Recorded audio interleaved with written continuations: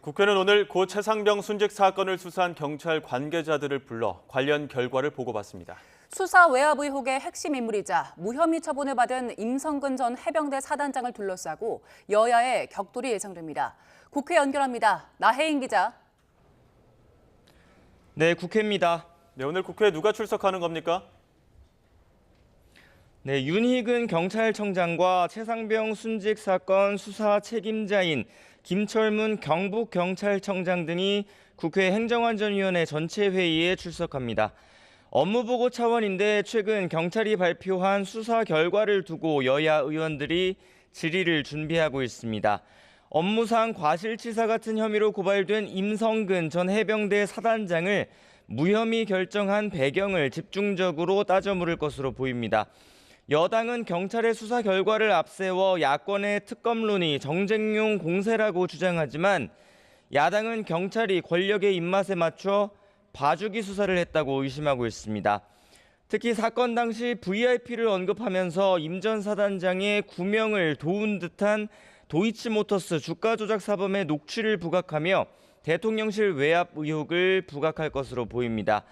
국민의힘은 의혹을 전면 부인한 대통령실의 입장과 발을 맞춰 야당의 공세가 윤석열 대통령 탄핵과 민주당 이재명 전 대표의 방탄을 위한 억지 주장이라고 반발하고 있습니다.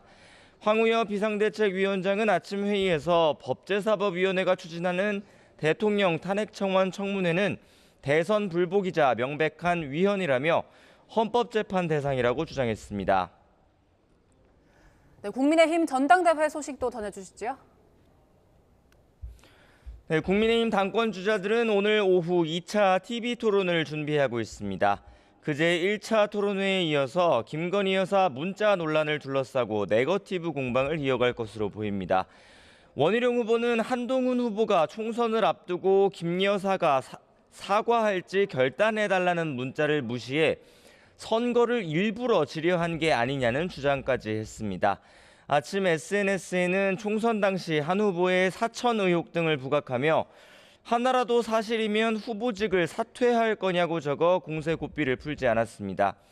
한 후보는 원 후보의 이런 공세가 근거 없는 거짓 흑색 선전이라며 불쾌감을 감추지 않고 있습니다.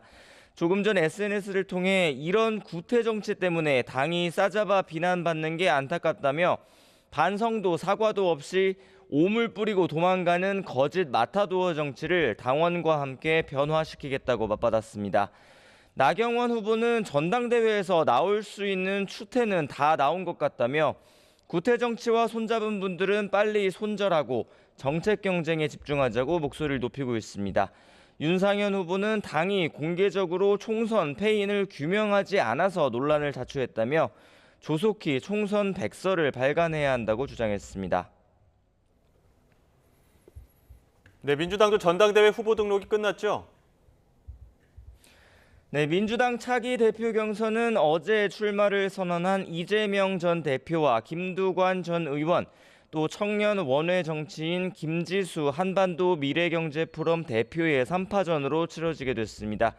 이재명 후보의 대세론에 나머지 후보들이 맞서는 형국입니다.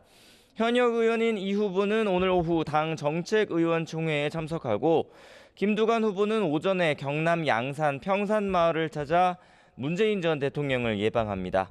민주당 최고위원 선거에는 13명이 출사표를 던졌습니다. 현역 의원이 8명이고 원외 도전자가 5명인데 오는 14일에 예비 경선을 거쳐 본선에 오를 8명을 가립니다. 예비 경선은 당 중앙위원 50%, 권리당원 50% 표심이 반영됩니다. 지금까지 국회에서 전해드렸습니다.